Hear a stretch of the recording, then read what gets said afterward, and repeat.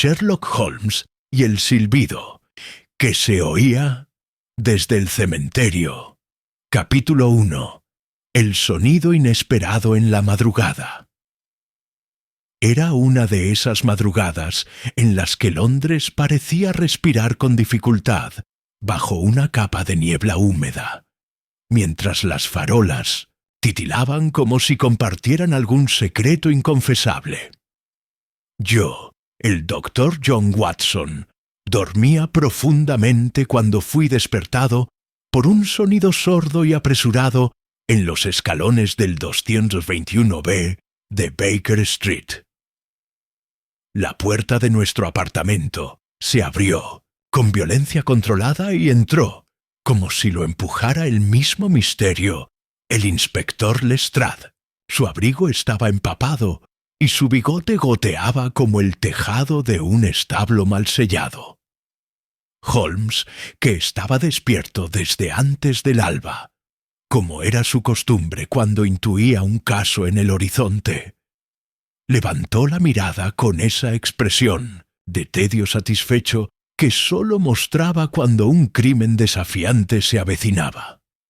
«Lestrade», dijo, antes de que el inspector abriera la boca. «Campanas en medio de la noche, en una iglesia que no tiene servicio desde hace meses. Estoy en 1900, ¿lo cierto?» Lestrade se quedó inmóvil, aún jadeando. «¿Cómo diablos lo supo?» Holmes sonrió sin arrogancia, como quien acaba de señalar lo obvio.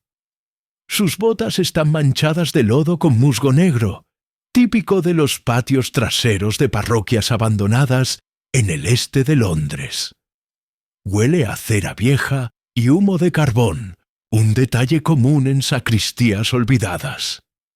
Y la forma en que su abrigo está salpicado, en forma de semicírculo ascendente.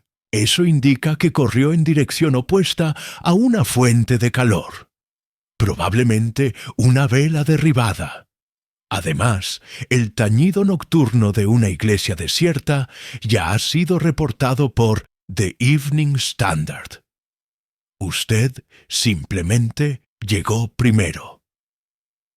Lestrade soltó un bufido, pero no discutió. Se sentó frente a la chimenea. «Esta vez es serio, Holmes. Un asesinato en St. Hildegard, la capilla cerrada desde 1874 por problemas estructurales. Esta noche las campanas repicaron a las 3 en punto. 3 toques, invertidos». ¿Invertidos? Sí, no fue el clásico ding-dong, sino dong-ding, como si el orden fuera deliberadamente alterado. Al llegar, encontramos el cadáver del Saint-Pierre, organista retirado, Victor Halling's, atado a los tubos del órgano. Tenía los ojos abiertos y una hoja de partitura en la boca. Holmes ya estaba de pie, calzándose las botas con esa meticulosa energía que precedía a toda gran deducción. «Watson, tu abrigo, Lestrade. Tome nota. Si el asesino conoce los mecanismos de las campanas y ha dejado música como mensaje, este no es un crimen común. Es una composición, y me temo que aún no hemos escuchado la última nota». Capítulo 2. La Iglesia del Tiempo. Muerto Pentedeu. 43 minutos después, nuestro coche de caballos giraba por las calles vacías del East End, con el vapor de los animales mezclándose con la bruma urbana. Holmes permanecía en silencio, mirando por la ventanilla como si esperara que la niebla formara una respuesta. Lestrade, en el asiento opuesto, hojeaba nerviosamente una libreta que apenas había usado. Yo me acomodé el cuello del abrigo mientras tomaba notas mentales de cada paso. «St. Hildegard», murmuró Holmes cuando la torre puntiaguda emergió de entre los tejados como una lanza negra clavada en el cielo. «Psst, una iglesia que no suena desde hace medio siglo, pero cuyo eco ha regresado con una melodía invertida y un cadáver para marcar el compás. Nos recibieron 2 oficiales apostados frente a los portones de hierro, ya oxidados por el abandono. Uno de ellos, al vernos, nos condujo sin decir palabra por un estrecho pasillo de piedra hasta el interior sombrío del edificio. El olor era penetrante: humedad, madera podrida y algo más agudo: metal oxidado y cera derretida. El cuerpo de Víctor Halling's yacía aún en el lugar. No había sido movido. Estaba atado con cuerdas de cáñamo a los tubos del viejo órgano, su espalda arqueada en un ángulo antinatural. En su boca sobresalía una hoja arrugada de partitura, manchada de sangre en los bordes. Holmes no se acercó de inmediato. Se detuvo al borde del pasillo central y alzó la cabeza. ¿Escuchas eso, Watson? ¿Qué cosa? Exactamente. Nada. Ni un cuervo, ni un crujido de madera, ni un silbido de viento. Esta iglesia está muerta. Pero anoche, durante 3 minutos, volvió a respirar. Holmes se agachó finalmente junto al cadáver. Yo me quedé de pie a su lado, tomando notas mientras observaba los rasgos del anciano. El rostro del organista no mostraba miedo, sino una especie de rigidez concentrada, como si hubiera aceptado algo justo antes del final. Sus manos estaban limpias, sin signos de lucha. No hay indicios de violencia visible aparte de una pequeña contusión en la base del cráneo, informó Lestrade, lo que indica un golpe preciso y único, asintió Holmes. Asesino organizado. Quería tiempo para su puesta en escena. ¿Qué sabemos del señor Halling's? Antiguo organista de esta iglesia, dijo Lestrade. Llevaba retirado más de 30 años. Vivía en una pensión cercana, sin familia conocida. Nadie entiende por qué vino aquí anoche. Holmes extrajo con pinzas la partitura de la boca del cadáver y la examinó bajo la tenue luz filtrada por los vitrales. Su ceja derecha se alzó levemente. Una pieza escrita en clave de fa, pero invertida. Las notas están al revés. Es una partitura que solo puede leerse en un espejo, o por alguien que toca de memoria. ¿Un mensaje codificado? Aventuré. Más bien un gesto, una firma. Nuestro asesino no solo quiere ser comprendido, sino interpretado. Subimos a la torre campanario. Los peldaños crujían bajo nuestros pies, y una corriente gélida bajaba desde la cima. Al llegar, nos recibió el tosco sistema de poleas y cuerdas, intacto pero cubierto de polvo. Sin embargo, en el centro del suelo de piedra había marcas recientes de botas y cera. Aquí se encendieron velas, dijo Holmes, arrodillándose para observar la cera endurecida. El asesino necesitaba ver lo que hacía.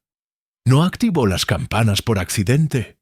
Eligió 3 toques, a las 3. Todo apunta a una estructura. ¿Y qué estructura sería esa?, preguntó Lestrade, visiblemente irritado. Holmes no respondió. Se incorporó, sacó su libreta y dibujó una breve secuencia de notas invertidas. Luego se volvió hacia nosotros, con una expresión que era mitad sombra, mitad anticipación. Watson, ¿recuerdas el caso de la asignatura musical en Düsseldorf? El violinista asesinado con una nota imposible de ejecutar. Asentí. ¿Crees que hay un paralelismo? Todavía no, pero hay un eco. Mientras descendíamos por la escalera de caracol, un chillido lejano nos detuvo. Venía del ala norte, de la iglesia, donde se encontraba la antigua sacristía. Un joven oficial corrió hacia nosotros, pálido. «Señor Holmes, hay alguien encerrado en la cripta». Holmes se giró con lentitud.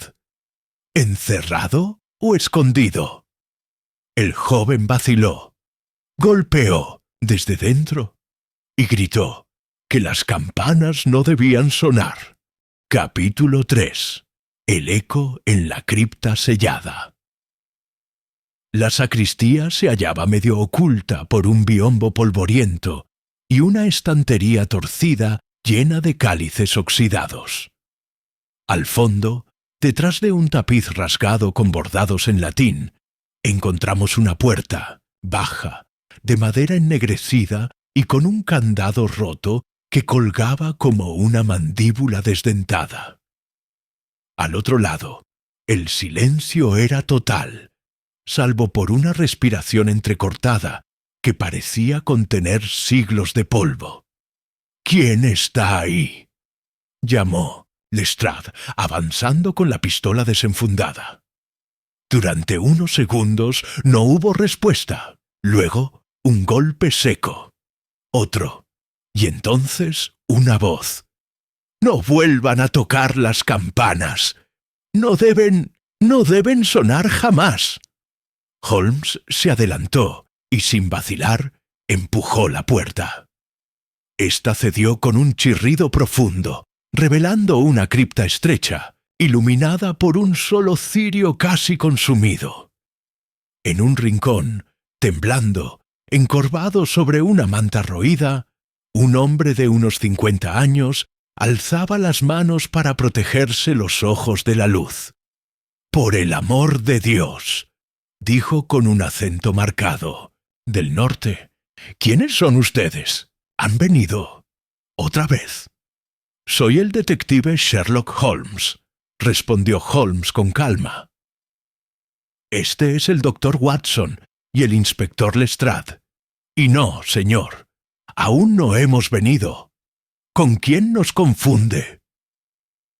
El hombre parpadeó varias veces, intentando enfocar. Yo creí que eran ellos, los del reloj, los que bajan cuando repican las campanas, cuando las campanas van al revés. Watson y yo intercambiamos una mirada. El hombre no parecía delirante. Su miedo era real, pero no caótico. Estaba lúcido, aunque profundamente perturbado. «¿Cuál es su nombre?», pregunté mientras me inclinaba para examinar una pequeña herida en su frente. «Reverendo Caleb Morley», murmuró. «Fui el último clérigo en oficiar aquí, hace más de 30 años.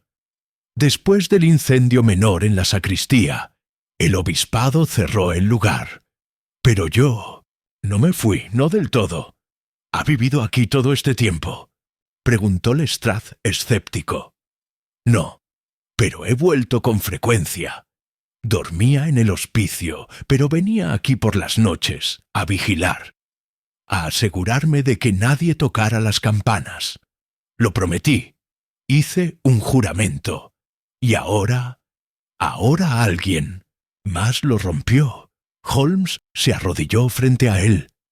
«¿Un juramento a quién?». El reverendo lo miró fijamente durante un largo momento, como si considerara si estábamos preparados para la verdad. «A Víctor Halling's y a alguien más, al hombre del reloj. ¿Un apodo? No, un título. Así lo llamábamos. No era miembro de la iglesia, pero conocía los engranajes de esta torre como nadie.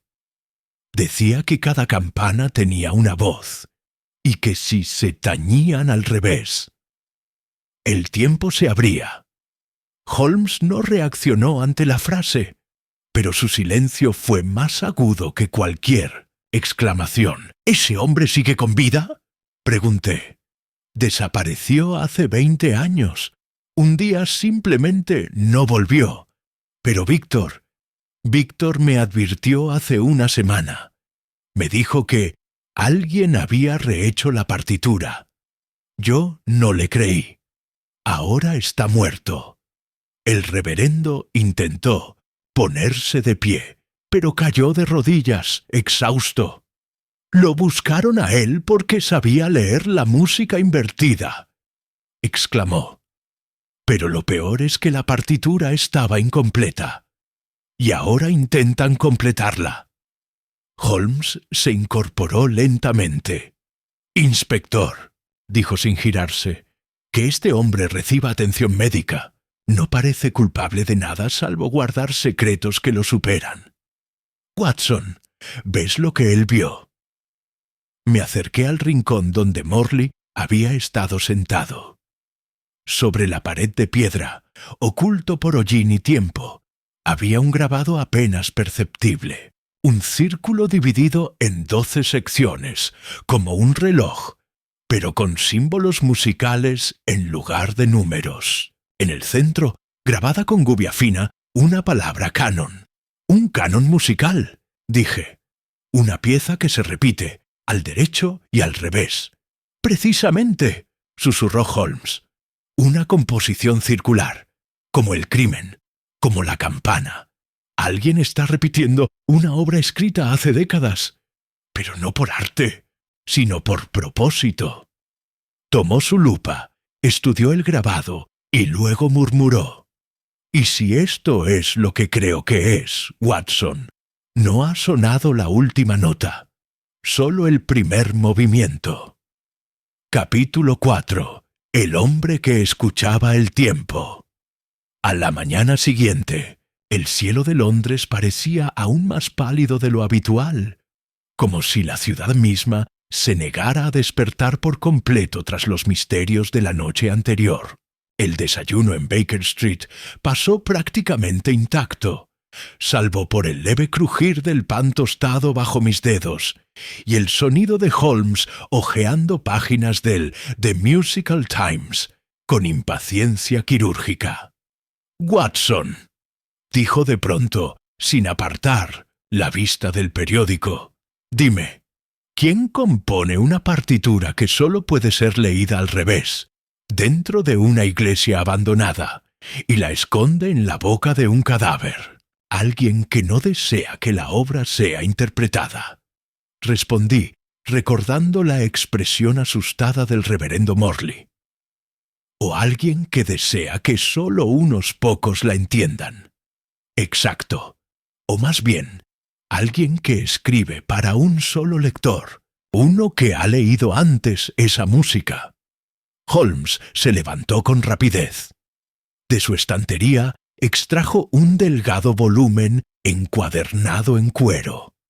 «Obscura Armonia. Ensayos sobre la notación simbólica en el siglo XIX». Hace años investigué un círculo de músicos experimentales que operaban bajo la apariencia de compositores litúrgicos. Continuó. «Sitzesmeintef. Eran conocidos entre ellos como los armonistas inversos. Uno de sus miembros más excéntricos fue un tal Ernest Brockenhurst, relojero y organista aficionado. En 1870 desapareció sin dejar rastro, aunque varios creían que se había refugiado en monasterios alemanes. Lo curioso es que firmaba todas sus obras con un símbolo, un reloj sin manecillas, justamente el grabado que vimos anoche en la cripta». «¿El hombre del reloj?», pregunté, enderezándome en el sillón. «Presuntamente. Si ese símbolo es suyo, entonces el crimen de Victor Hallings no solo es un asesinato, es una reactivación. Alguien ha decidido continuar con la obra inconclusa de Brockenhurst». Holmes hizo una pausa, tomó su abrigo y su inseparable lupa. «Watson, vamos al Conservatorio de Música de Southwark. Allí guardan la colección privada de partituras donadas por la Iglesia Anglicana en la década de 1880. Si Brockenhurst dejó huella, será ahí.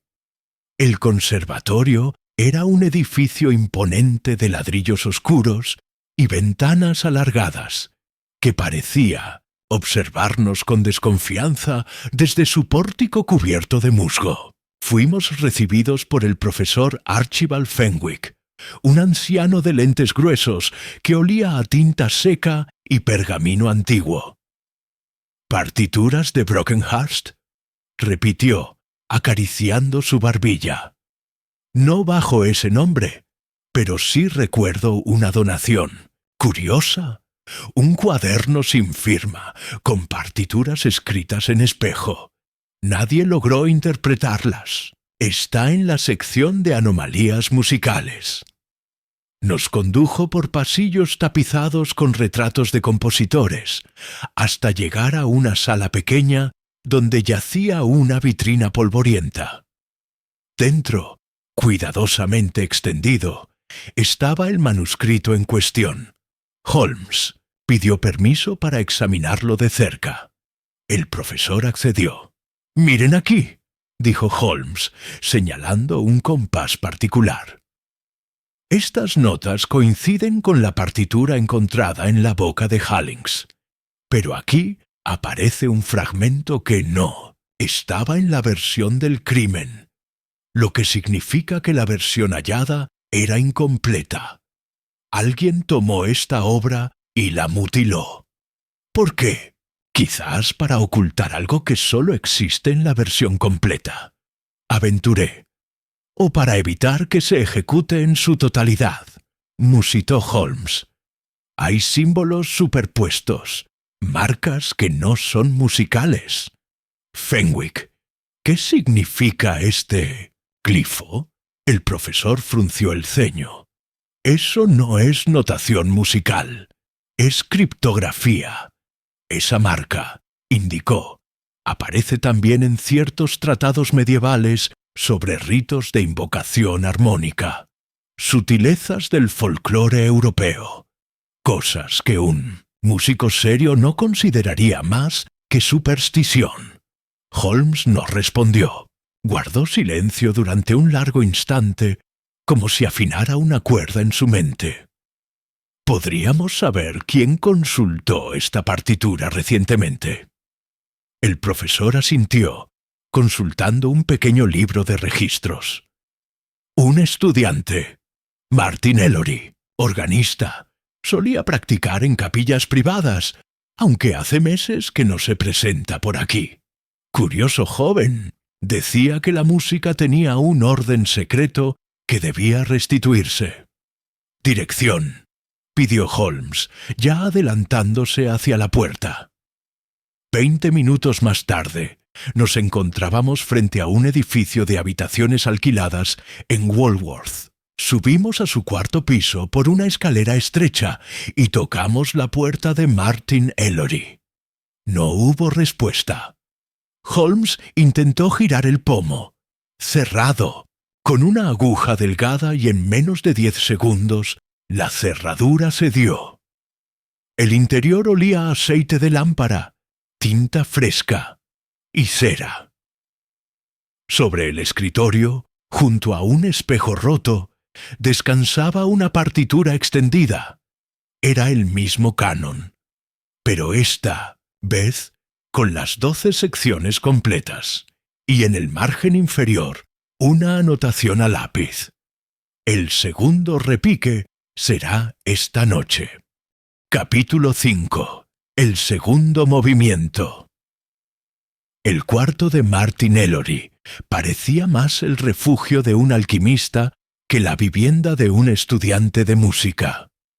Papeles amarillentos colgaban de las paredes, cada uno con anotaciones invertidas, símbolos circulares y líneas que simulaban pentagramas dibujados con tinta negra. Una lámpara de aceite proyectaba sombras danzantes sobre el techo, como si el propio cuarto se moviera al compás de una melodía muda. Holmes no tocó nada de inmediato. Se mantuvo de pie, observando el conjunto como un pintor ante un cuadro. ¡Maldito! «Watson, observa esto», dijo finalmente, señalando una hoja clavada con chinches sobre el escritorio. Es una transcripción en limpio del canon que vimos en la iglesia. Aquí está completo, sin omisiones. Pero lo que más me interesa es esta anotación inferior. El segundo repique será esta noche. ¿Sugiere que habrá otra muerte?, pregunté, sintiendo el peso de la frase como un martillo. Eso, o una segunda ejecución musical. Ambas posibilidades me resultan igual de preocupantes. El primero fue un aviso. Este puede ser el clímax. Holmes se agachó junto al espejo. Roto. Este fragmento tiene sangre seca en los bordes. Alguien cortó su mano aquí. No por accidente, se corrigió, sino como parte de un ritual. Observa también el reverso del marco. Una línea grabada con cuchilla. Sol fa mi. Repetida 3 veces. ¿Una melodía?, pregunté. Una invocación musical, según ciertos tratados esotéricos, murmuró Holmes, consultando mentalmente su biblioteca de referencias oscuras. La secuencia Sol fa mi representaba en el folclore francés la tríada de la muerte. Aparece en piezas litúrgicas que hablan del juicio final. Lestrade, que había llegado unos minutos después, lanzó un bufido escéptico.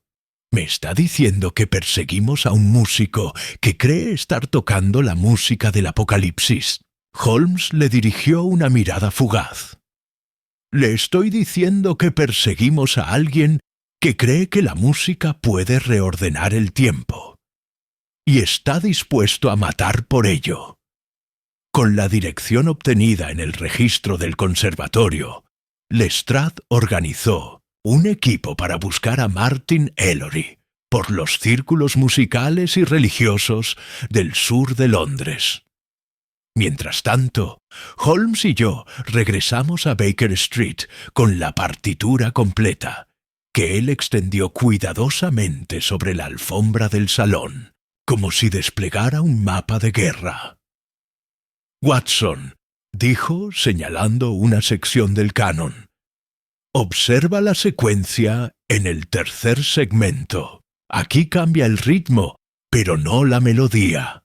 Es un eco desplazado, una variante exacta pero con alteraciones mínimas. Esto no es improvisación, es planificación. Hay algo oculto en la forma misma del canon. ¿Un mensaje cifrado? Quizás. O un calendario. Holmes comenzó a trazar líneas entre secciones, numerándolas con letras griegas, mientras murmuraba para sí mismo. Yo hojeaba sus notas anteriores, cuando mi mirada se detuvo en una frase escrita a mano. El tiempo no avanza. Gira, esto lo escribió usted, ¿no es así? Sí, es lo que me preocupa, respondió Holmes sin levantar la cabeza. Si el tiempo gira y alguien pretende marcar sus puntos de retorno con campanas, entonces cada repique es una bisagra, un momento en que el círculo se cierra para volver a empezar. La muerte de Hallings no fue solo un crimen, fue una campanada, y el canon es su partitura. En ese momento golpearon la puerta. Mrs. Hudson asomó la cabeza, pálida. «Señor Holmes, hay una mujer aquí. Dice que conoce al hombre del reloj». La mujer, de unos 35 años, vestía con sobriedad. Abrigo largo, sombrero azul oscuro, guantes de cuero. Tenía el aire de alguien que había esperado demasiado para hablar, y ahora lo hacía solo porque el silencio se había vuelto insoportable. «Mi nombre es Lydia Ashcombe», dijo con voz serena. «Mi padre fue Edwin Ashcombe. También lo conocían como el hombre del reloj». Holmes la invitó a sentarse. Watson y yo permanecimos en silencio mientras ella desplegaba una pequeña carpeta con recortes, fotografías y una carta escrita con caligrafía firme. Mi padre fue amigo de Ernest Brockenhurst. Colaboraron en obras experimentales, obsesionados con la idea de que el tiempo podía representarse en estructuras musicales circulares. Pero algo ocurrió en la iglesia de St. Hildegard. Algo los separó para siempre. ¿Qué tipo de ruptura?, preguntó Holmes. Mi padre se refería a ello como la disonancia. Decía que la música dejó de ser sonido y se convirtió en eco de cosas que no debían oírse. Sacó una fotografía. Mostraba a 3 hombres, su padre, un joven Brockenhurst, y un tercero con el rostro parcialmente borrado por la humedad. Este último, dijo, era Victor Hallings's. Watson se inclinó, con asombro. Los 3 fundadores de esta música circular. Sí, pero uno de ellos quiso completarla. Otro huyó. Y el tercero murió anoche. Holmes se quedó inmóvil, como si una pieza más hubiese encajado en su mente. ¿Dónde está su padre ahora, señorita Ashcombe? Ella bajó la mirada. Murió en 1902, pero antes de hacerlo me dio esta carta. Me dijo que solo debía entregarla si alguna vez las campanas de St. Hildegard volvían a sonar. Holmes tomó la carta, la abrió cuidadosamente, y sus ojos se endurecieron al leer la primera línea. Si la segunda campanada ha sonado, detén la tercera, no por justicia, por todo lo demás. Capítulo 6. El legado de la disonancia. Holmes leyó la carta con la atención reverente que otros reservan para documentos sagrados. Sus ojos se movían con precisión de metrónomo, como si cada frase se colocara en una clave mental que sólo él dominaba. Al terminar, la dejó sobre la mesa, pero no habló de inmediato. Caminó hacia la ventana y observó el cielo gris, donde las nubes comenzaban a rodar como telones antes de una tragedia. Watson, dijo al fin, sin mirarnos, esta carta no es una advertencia, es una confesión codificada. Me incliné para leer por encima del hombro de Lydia Ashcombe. El texto, escrito con la caligrafía firme de un hombre decidido, decía: el reloj no mide el tiempo, lo encierra. Cuando su aguja vuelve al punto inicial, no marca la repetición, sino la apertura. La tercera campanada no debe sonar jamás, porque su nota no es humana. Ernest quiso oírla. Hallings's quiso callarla.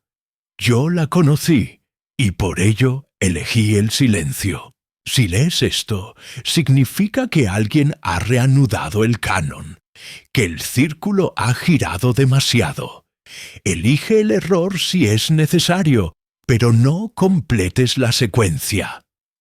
¿Qué significa eso?, preguntó Lydia con voz contenida. ¿A qué se refiere con nota no humana? Probablemente a una combinación tonal que genera una frecuencia peligrosa, respondió Holmes. No físicamente, sino psicológicamente. Una vibración mental. Los antiguos griegos hablaban del ethos de la música.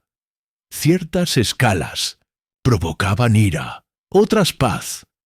¿Y si esta partitura fue diseñada para alterar la mente? Como un hipnótico, aventuré. O como una puerta, dijo Holmes volviéndose. Una puerta que no abre hacia afuera, sino hacia atrás, hacia un momento anterior que alguien no ha podido abandonar. El reloj de la repisa dio las 4. Un silencio incómodo cayó sobre la sala. Fue Lestrade quien rompió la quietud, entrando con paso enérgico. ¡Lo tenemos! Martin Ellery fue visto esta mañana en las ruinas del antiguo observatorio de Greenwich. Según un guardia, estaba murmurando una melodía mientras medía distancias con una cuerda. Huyó antes de que pudieran detenerlo. ¿Un observatorio?, preguntó Lydia frunciendo el ceño. «Claro», murmuró Holmes, «donde el tiempo se mide con precisión, donde las campanadas tienen significado universal. San Hildegard está a escasa distancia.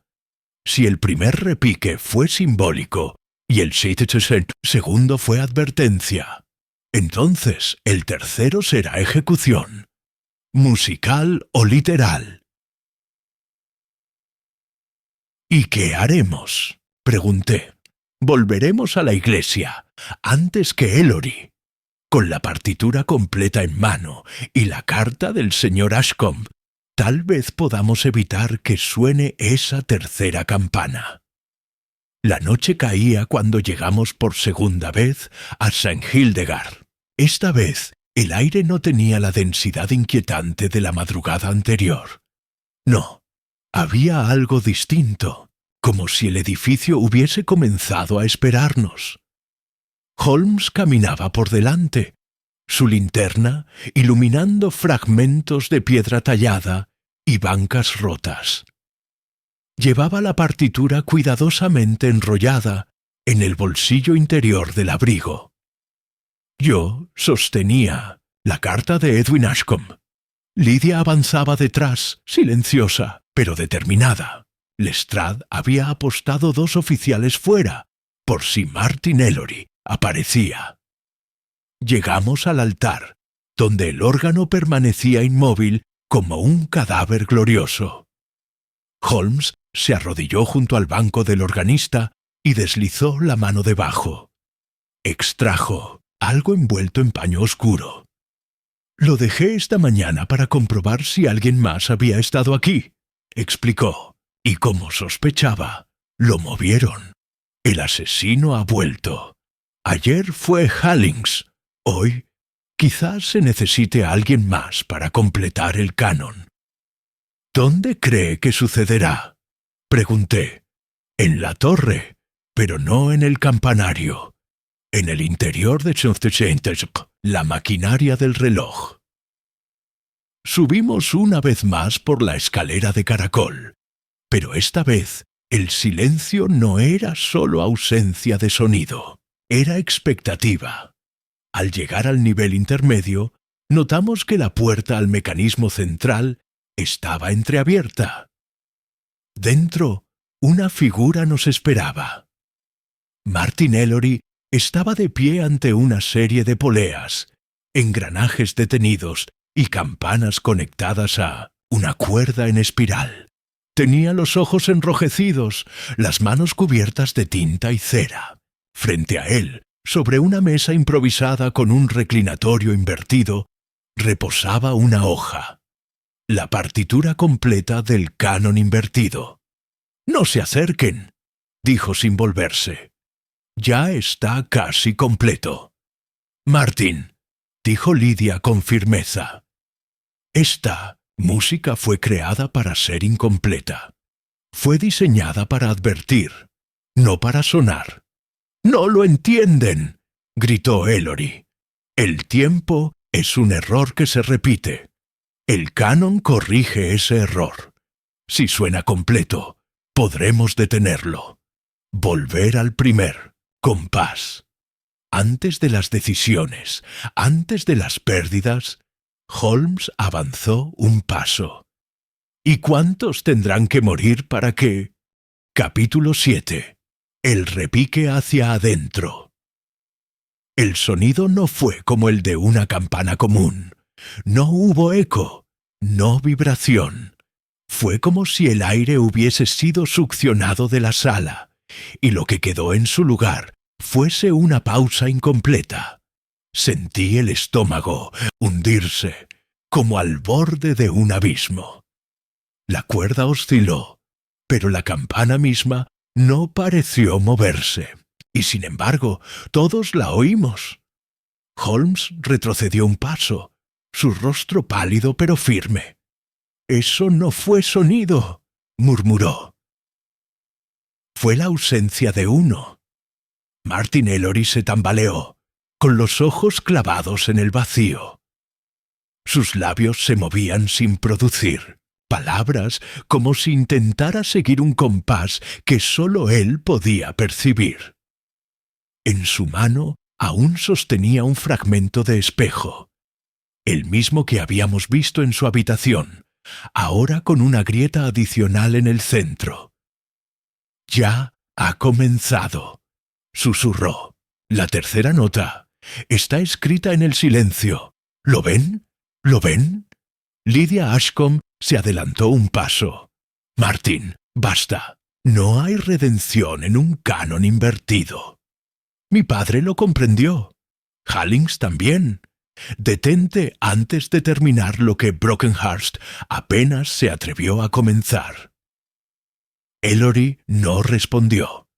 En cambio, se giró hacia el mecanismo del reloj y colocó la partitura completa sobre una tabla de madera. Sacó una pequeña campanilla de tono agudo y la hizo sonar 2 veces. Cada repique fue como una aguja en la nuca. «Tercera secuencia», murmuró.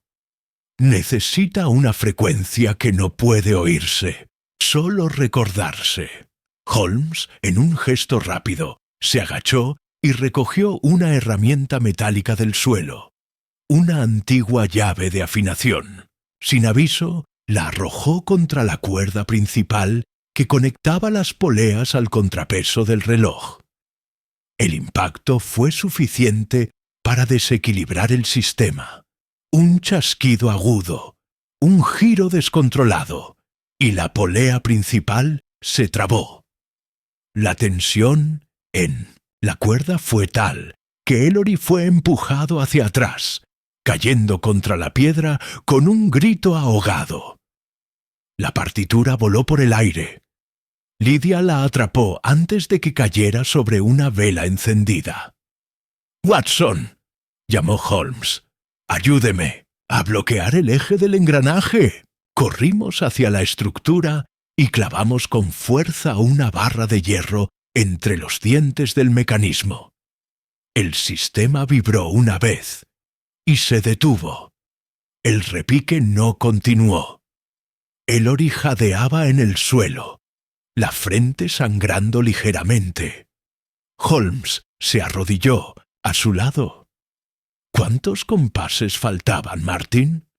«1», murmuró, entre risas secas. «El último compás, el que cierra el círculo». «¿Y qué ocurre cuando se cierra?» «El tiempo regresa. Todo regresa, incluso aquello que no debe». Holmes se levantó en silencio. Observó la partitura arrugada en manos de Lydia y luego el mecanismo inmóvil.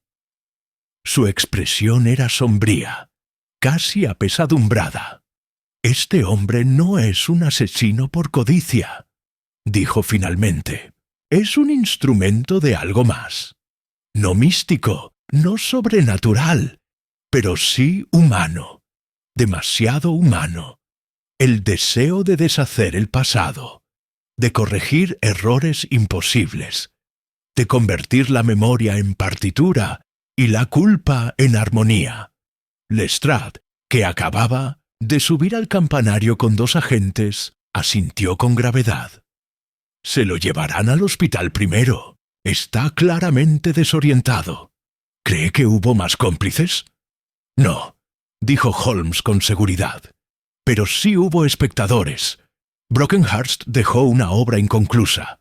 Ashcombe la ocultó. Halling's intentó destruirla. Y Ellery la quiso terminar. 4 movimientos, como en una sinfonía. Pero el último nunca debe sonar».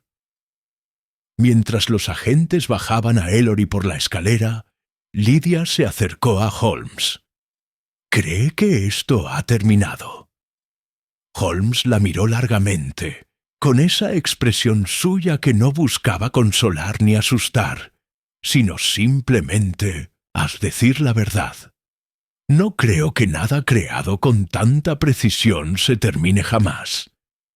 Pero mientras el canon no suene completo, seguirá siendo solo un eco, una amenaza dormida. Guardó la partitura dentro de un estuche de cuero y la cerró con doble candado. Y dormir es todo lo que necesitamos por ahora. Esa noche, en Baker Street, Holmes no tocó su violín, ni fumó su pipa. En su lugar, se sentó junto a la ventana, observando la calle mientras la niebla subía por los adoquines. Yo cerré mis apuntes, dejando una última línea sin terminar. Holmes, le dije, ¿qué habría pasado si Martin, Ellory, hubiese completado el canon? Él giró lentamente la cabeza. Quizá nada, o quizá todo lo que alguna vez intentamos olvidar. Y luego, por primera vez en años, encendió la lámpara y la dejó encendida hasta el amanecer. Capítulo 8. El fragmento perdido.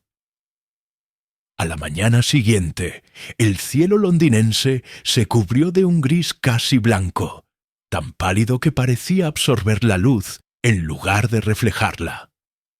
Baker Street estaba en silencio, demasiado. Incluso los carruajes afuera parecían deslizarse con precaución. Yo preparaba café cuando encontré a Holmes en el salón, revisando la partitura de Ellory por cuarta vez desde el amanecer. No había dormido. Holmes, no fue suficiente. ¿Evitar que la tercera campanada se completara? Pregunté, ofreciéndole una taza. Suficiente para evitar una tragedia inmediata, sí, respondió, aceptando el café, pero incompleto.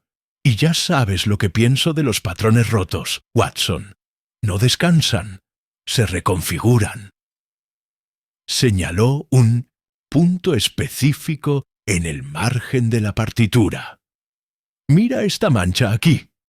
En apariencia es tinta desbordada, pero tiene un patrón repetido. Son cifras romanas, apenas visibles. 387. No aparecen en ningún otro segmento. ¿Fechas? Más bien una clave. Una coordenada dentro de la estructura. Si la partitura está organizada como un canon circular, entonces estas cifras podrían marcar puntos de inversión. Notas que deben ejecutarse al revés para restaurar la secuencia original. ¿Y para qué serviría eso? Quizá para destruirla, o quizá para ejecutarla sin provocar lo que Ashcombe temía. Holmes se levantó y caminó hacia su escritorio. Abrió un pequeño cajón secreto y extrajo una carta. He pasado la noche analizando nuevamente la carta del padre de Lydia, explicó. Y he notado algo extraño en el reverso del papel. Extendió el documento sobre la mesa y aplicó una leve presión con una regla metálica sobre la parte inferior. Una segunda hoja, extremadamente delgada, se deslizó hacia afuera desde el pliegue oculto del sobre. «Una hoja suplementaria», murmuré. ¿Lo sabía? Lo sospechaba. Los compositores antiguos acostumbraban ocultar glosas interpretativas entre capas de correspondencia para evitar que sus obras fuesen mal utilizadas. Observa, la hoja contenía una frase en latín, escrita con una caligrafía diferente. Non omnia moriuntur quae silent. Canon tertius custodit fragmentum. No, todo lo que calla ha muerto. El tercer canon guarda el fragmento.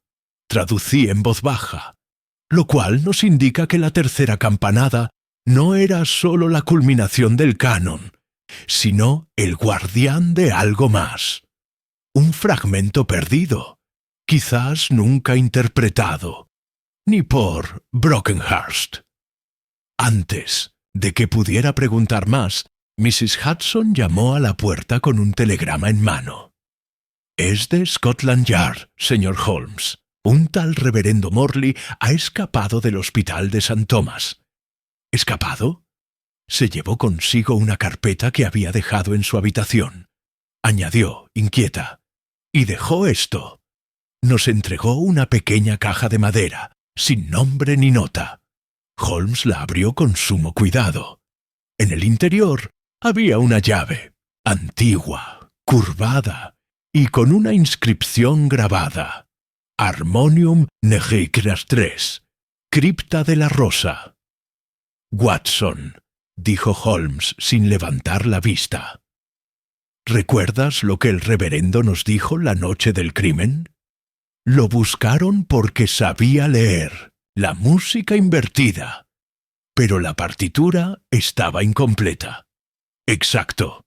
Lo que no sabíamos es que él había conservado la parte faltante». «¿La cripta de la rosa?», pregunté, perplejo. «¿Dónde está eso?». Holmes ya se dirigía hacia su biblioteca, hojeando un grueso volumen de topografía eclesiástica. «Aquí», señaló tras unos segundos. «Bajo el ala sur de St. Hildegard, cerrada tras el derrumbe parcial en 1882. Nunca se restauró. Pensaba que su acceso había sido obstruido por seguridad. Pero si Morley tenía la llave, cree que se ha dirigido allí. Estoy seguro. La pregunta no es qué encontró, sino cuánto tiempo tenemos antes de que intente usarlo». Una hora más tarde, junto al Lestrade y dos agentes, regresamos a St. Hildegard por tercera vez. Esta vez, el lugar parecía distinto, como si algo, al fin, hubiese despertado. Los vitrales, rotos, parecían más oscuros, las sombras, más densas. Holmes encabezaba la marcha con paso veloz y decidido.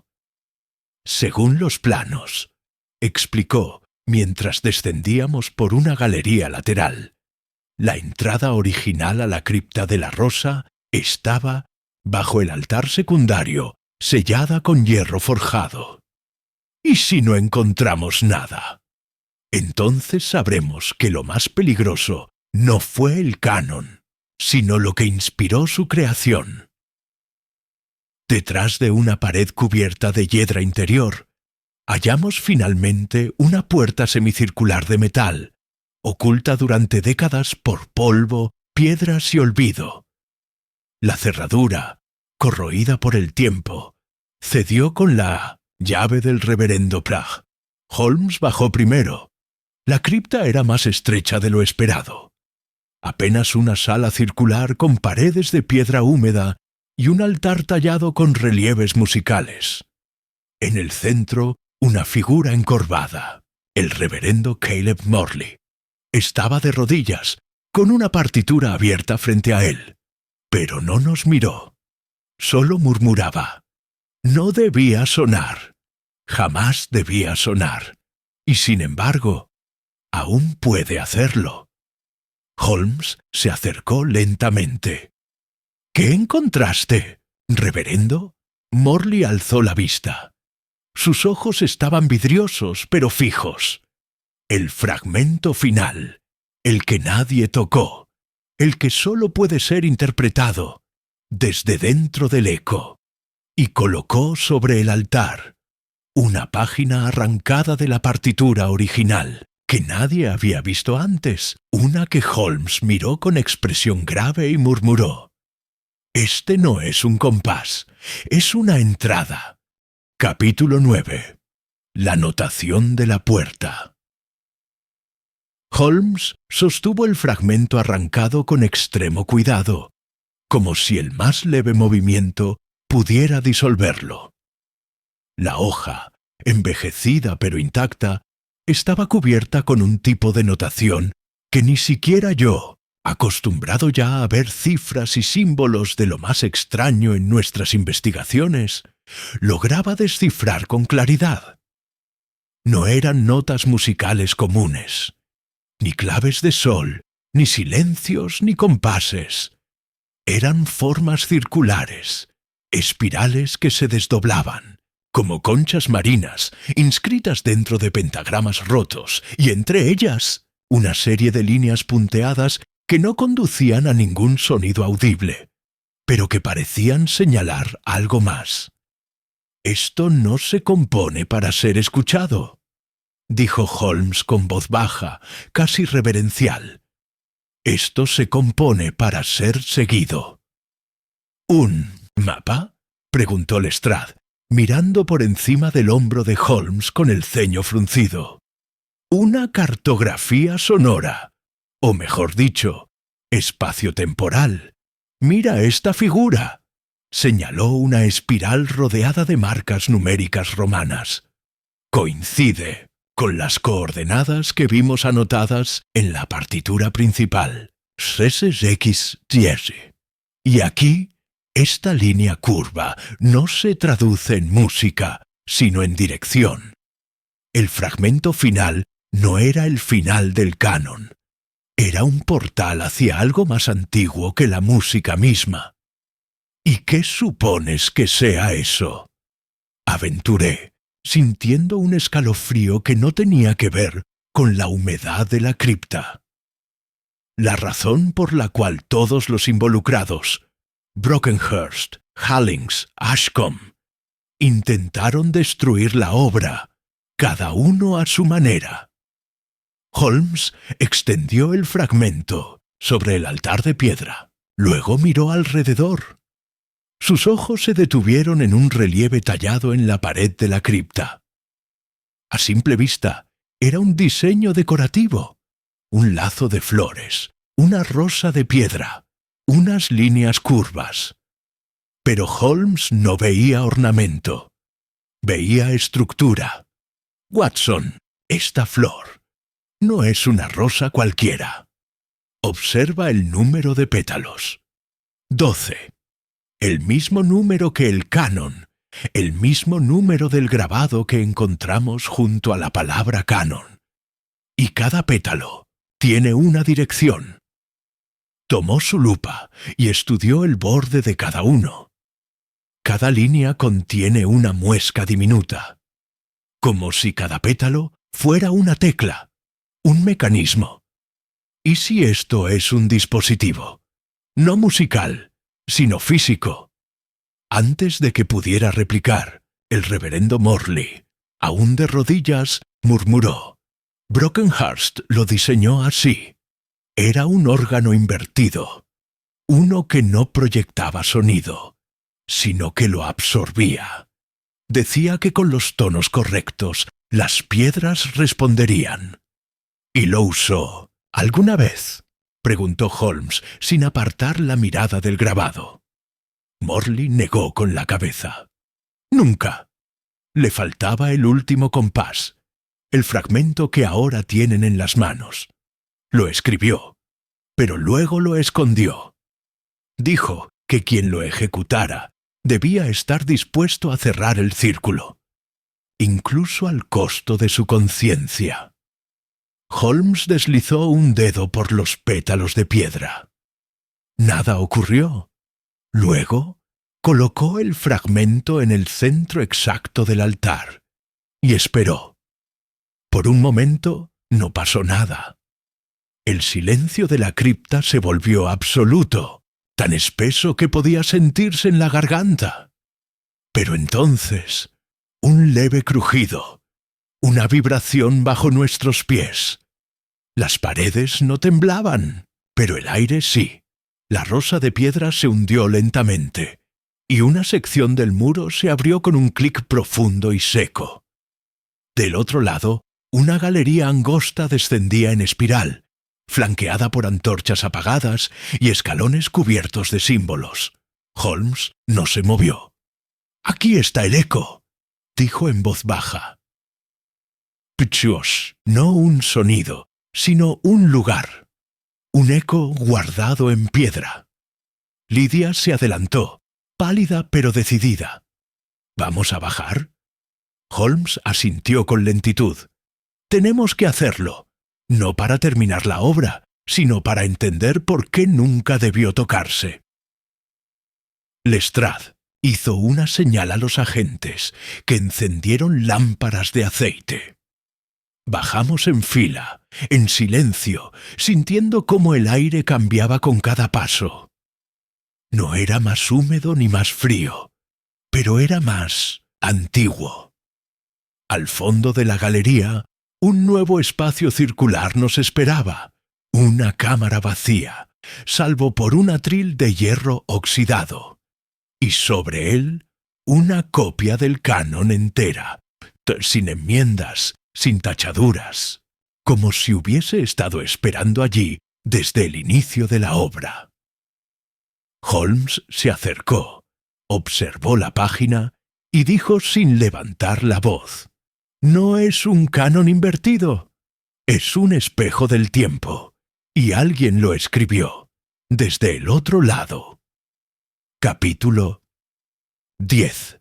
Escrito desde el otro lado.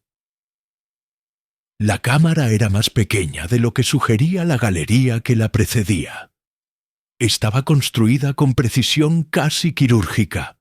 Los muros eran lisos, sin ornamentación, salvo por una única línea horizontal que bordeaba toda la sala a la altura del pecho. A esa línea se adherían símbolos grabados en piedra, figuras musicales abstractas, espirales, fragmentos de compases. Y en el centro, el atril Holmes no lo tocó de inmediato. Rodeó el espacio con pasos medidos, observando cada trazo de la pared como si leyera un texto oculto. La hoja sobre el atril estaba en perfecto estado, a pesar de la humedad del lugar. Era como si el tiempo mismo hubiese sido excluido de esa sala. ¿Está completa?, pregunté en voz baja, sabiendo la respuesta antes de que Holmes asintiera. Sí, aquí está el canon entero, sin correcciones, sin inversión, no como lo escribió Ellery. Esta es la versión original, la que Brockenhurst ocultó. Lidia se acercó con cuidado, sus ojos clavados en la partitura. ¿Por qué aquí? Porque aquí no puede sonar, dijo Holmes. Aquí la acústica está muerta. Esta cámara fue diseñada para absorber todo sonido. No hay eco, no hay vibración. El canon no puede reproducirse, solo leerse. Fue escondido en un lugar donde la música viene a morir. Lestrade cruzó los brazos con inquietud. ¿Y por qué no destruirlo directamente? Porque no se puede destruir lo que no ha sido comprendido, murmuró Holmes. El canon fue escrito como advertencia, pero Brockenhurst, en su arrogancia, lo convirtió en propuesta. Y esa propuesta era peligrosa, no porque contenga un mal objetivo, sino porque plantea una posibilidad inaceptable. Reescribir la experiencia, alterar el pasado. Me acerqué al atril. Los símbolos del margen inferior me resultaban vagamente familiares. Los había visto en notas marginales de Ellery, pero aquí estaban completos, con una línea que se cruzaba por la mitad. Esto es una secuencia de inversión, dijo Holmes completando mi pensamiento. Una instrucción para ejecutar el canon desde su último compás hacia el primero, creando una suerte de regresión sonora. ¿Regresión? En términos musicales, una inversión completa.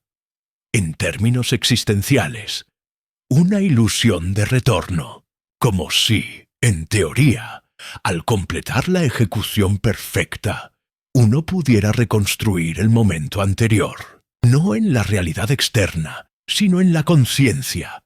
Un canon hipnótico, un ciclo cerrado que, si se reproduce con fidelidad, podría enloquecer a quien lo escuche, o hacerle creer que ha vuelto atrás.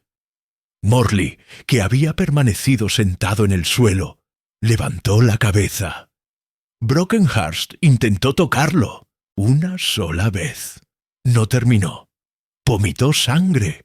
Alucinó durante semanas. Dijo que la música no venía de su memoria, sino de algo que la recordaba por él. Holmes se volvió hacia Lydia. Y por eso su padre ocultó este fragmento final. Y Hallins nunca quiso volver a entrar en la iglesia, porque todos sabían lo mismo. El canon no era música, era reflejo. Y hay reflejos que no deben mirarse demasiado tiempo. ¿Qué haremos con esto?, preguntó Lestrade, cruzando los brazos con expresión grave. ¿Confiscamos la hoja? ¿Sellamos la cripta? ¿Publicamos el hallazgo? Holmes cerró los ojos un instante. Cuando los abrió, su decisión era inquebrantable. Esto no debe salir de aquí, ni ahora ni nunca, ni en forma de notas ni de rumor. Este lugar será cerrado, enterrado otra vez, sellado con concreto si es necesario. El canon no debe desaparecer, porque el olvido crea mitos. Pero tampoco debe ser expuesto. Debe ser recordado como advertencia, no como posibilidad. Se volvió hacia Lydia. ¿Puede confiar en que esto no será divulgado? Ella asintió, sin titubear. Mi padre me crió con ese mismo temor. No quiero entender esta música, solo asegurarme de que nadie más lo intente.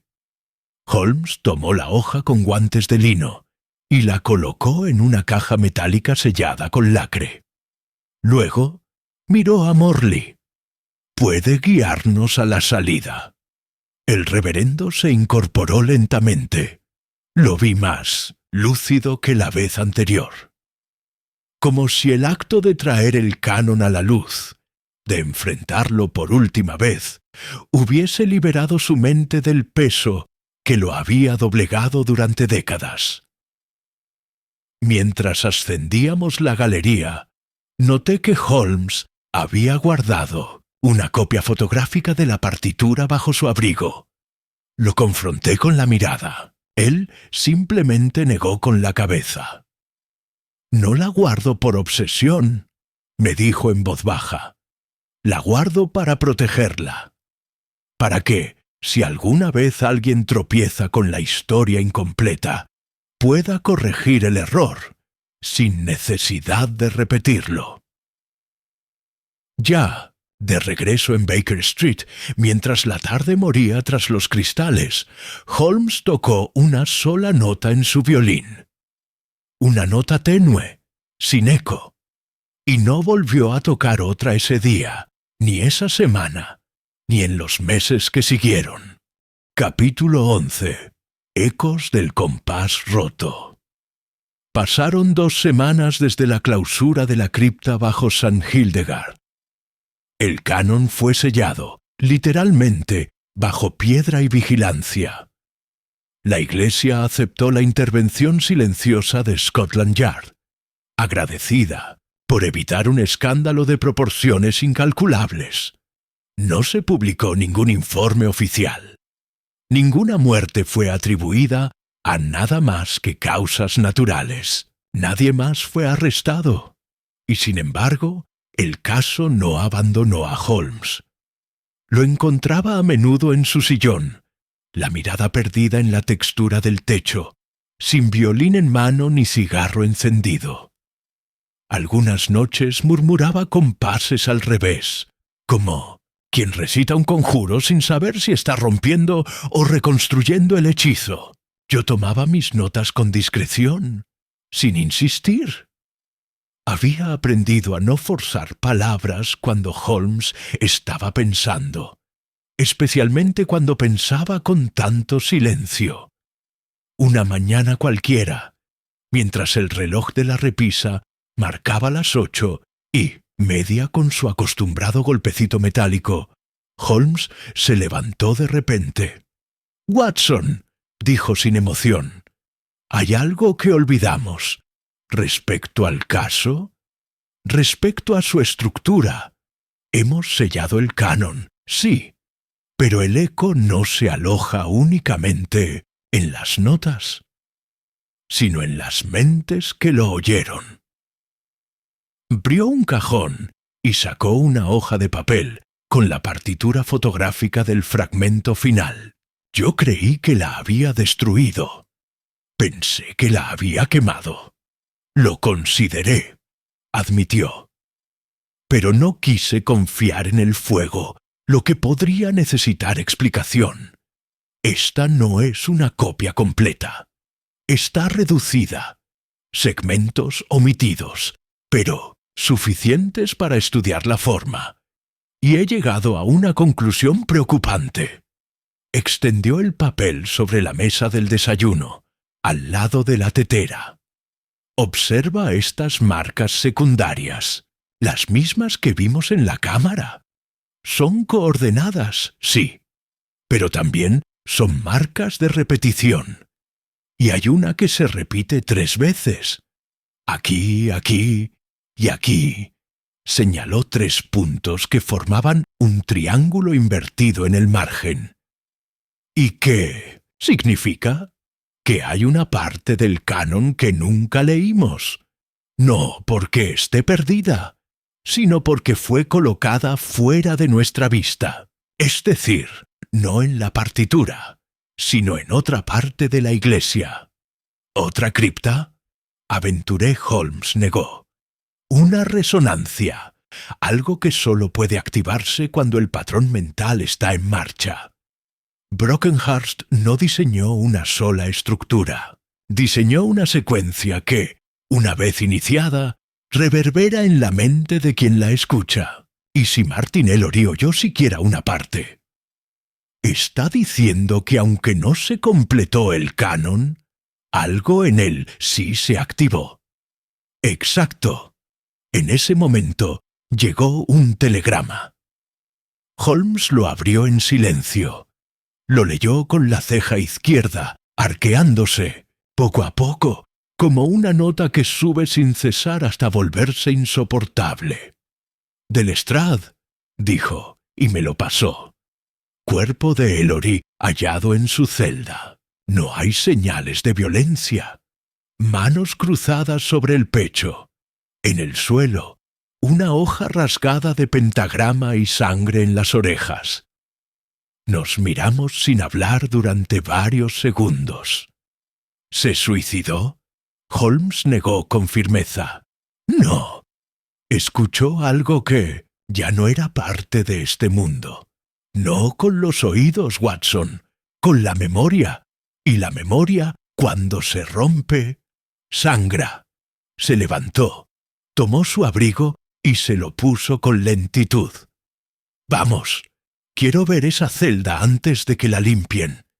Quiero saber si lo que Ellery oyó vino del canon, o de algo más antiguo que usó la partitura como puerta». La celda de Ellery en el hospital psiquiátrico de Lambeth estaba vacía cuando llegamos, salvo por una manta cuidadosamente doblada, una vela extinguida y la hoja de pentagrama arrugada que Lestrade había guardado como prueba. El inspector nos recibió en silencio. «No entiendo nada», confesó. «No había nada en la celda. No se le permitían objetos. No hablaba desde hacía días. Pero esta hoja no está escrita por él. Mire la tinta, señor Holmes. Antigua, oxidada. Y esta línea aquí», señaló, «ni siquiera es musical. Es una firma». Holmes observó la línea con atención. En el margen inferior, casi borrada, se leía una palabra escrita en latín gótico. Reditus. ¿Qué significa?, preguntó Lestrade. Regreso, respondió Holmes. No en el sentido físico, no de alguien que vuelve caminando, sino de algo que estaba dormido y ha sido recordado. Holmes dejó caer la hoja sobre la mesa y se volvió hacia mí. ¿Ves lo que ha pasado, Watson? ¿Qué cosa? El canon se interrumpió. La partitura fue enterrada. El compás final nunca se oyó, pero el recuerdo de esa música, la forma, sigue viva en quienes estuvieron cerca. Y si se repite una vez más, aunque sea sin instrumentos, podría completarse dentro de la mente. ¿Y eso bastaría? No lo sé, dijo Holmes en voz baja, pero no estoy dispuesto a averiguarlo. Y esa noche, cuando regresamos a Baker Street, lo vi quemar la copia incompleta con sus propias manos. Mientras el fuego devoraba los compases torcidos, Holmes, sin mirar las llamas, susurró: «Algunas notas no deben ser recordadas, ni siquiera en silencio». Capítulo 12. El compás incompleto. Días después de la muerte de Martin Ellery, Londres volvió a sus ritmos conocidos. La niebla regresó con parsimonia a los callejones de Baker Street.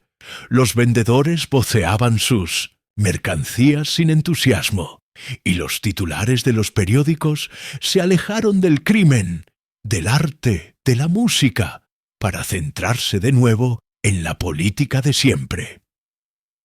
Pero dentro del 221B, el caso no había terminado. Holmes estaba frente al fuego, inmóvil. Su violín descansaba en su regazo, pero no lo había tocado. Yo lo observaba desde la mesa, repasando mis notas. No esperaba ya grandes giros, no más pistas ocultas ni revelaciones audaces. Lo que quedaba, lo entendí entonces, era algo más delicado, la tarea de comprender el porqué. «Watson», dijo de pronto, sin apartar la mirada de las llamas, ¿alguna vez te has preguntado por qué ciertas melodías nos persiguen incluso en el sueño? Como una canción pegajosa, respondí, o un recuerdo musical que no logramos silenciar. Exacto. ¿Y si esa insistencia no fuera accidente, sino arquitectura? ¿Y si alguien hubiese descubierto cómo encerrar una idea, una emoción, una obsesión, en una secuencia armónica diseñada para no irse jamás? Cerró los ojos. Su voz se volvió más baja. Ese fue el verdadero crimen de Brockenhurst. No escribir el canon, sino diseñarlo para permanecer. ¿Y por qué lo hizo? Holmes abrió los ojos y me miró. Porque no pudo soportar el peso del tiempo. Porque como muchos hombres brillantes, quiso rehacer un momento. Y cuando no pudo hacerlo en la vida, lo intentó en la música. Se levantó y caminó hasta su escritorio. De un cajón retiró una carta, ya abierta, con el sello de la diócesis de Southwark. ¿Y eso?, pregunté. El acta de fallecimiento de Ernest Brockenhurst. No murió en 1882, como pensábamos. Vivió hasta 1891. En silencio absoluto, internado en un sanatorio en Norwich. Sordo. Completamente sordo desde la última vez que intentó ejecutar el canon. ¿Y la partitura final? Nunca la volvió a escribir, pero según los archivos, murmuraba una misma secuencia de notas cada noche antes de dormir, la misma que Hallings tocó por última vez, la misma que Ellery encontró entre líneas. Dejó la carta a un lado. El canon se completó una vez, Watson, pero no con instrumentos, no en papel. Se completó en una mente rota, y lo que regresó de ese eco no fue música, sino locura. Esa misma tarde fuimos invitados por Lydia Ashcombe a una ceremonia privada. St. Hildegard, ya cerrada oficialmente, sería finalmente demolida. El ala sur había sido considerada estructuralmente inestable, y los últimos movimientos, en su interior, habían acelerado la decisión. La cripta, sellada con piedra y metal, se convirtió en polvo bajo el trabajo de los obreros. ¿Es suficiente?, preguntó Lydia, mirando cómo los últimos fragmentos caían bajo el golpe de una maza. «No lo sabremos», respondió Holmes.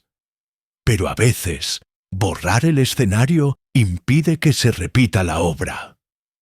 Se volvió hacia ella con expresión grave, pero respetuosa. «¿Y usted conservará los documentos de su padre?» Lydia sacó un pequeño paquete envuelto en tela negra. Lo lanzó al fuego controlado que usaban para destruir escombros y papeles. «He decidido componer mi propia música», dijo. «Una sin repeticiones». Holmes asintió. No hubo más palabras. Esa noche, de vuelta en Baker Street, encontré a Holmes ante la ventana, mirando las farolas como si cada una fuera una nota en una partitura más grande. Me senté, tomé mi pluma y abrí mi cuaderno.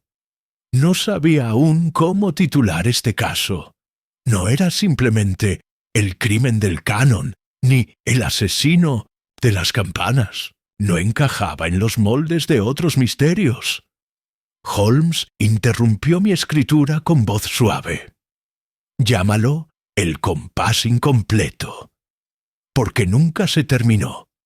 Porque su poder estuvo, precisamente, en su fragmentación. En lo que no dijo, asentí y anoté el título». «¿Y tú, Holmes?», pregunté. «¿De verdad crees que nadie más intentará reconstruirlo?». Él se volvió hacia mí, su figura recortada por la luz de la lámpara. «Algún día alguien lo intentará. La obsesión por corregir. El pasado es tan antigua como la humanidad. Pero mientras los compases estén dispersos, mientras los fragmentos no vuelvan a reunirse, seguirá siendo una amenaza sin voz». Y entonces, en un gesto que me sorprendió, Holmes tomó su violín y tocó una sola nota. No era parte del canon, era limpia, punto, clara, viva. Una nota que comenzaba sin intención de regresar. «Esa es mía», dijo, y por fin cerró el estuche del violín, para siempre.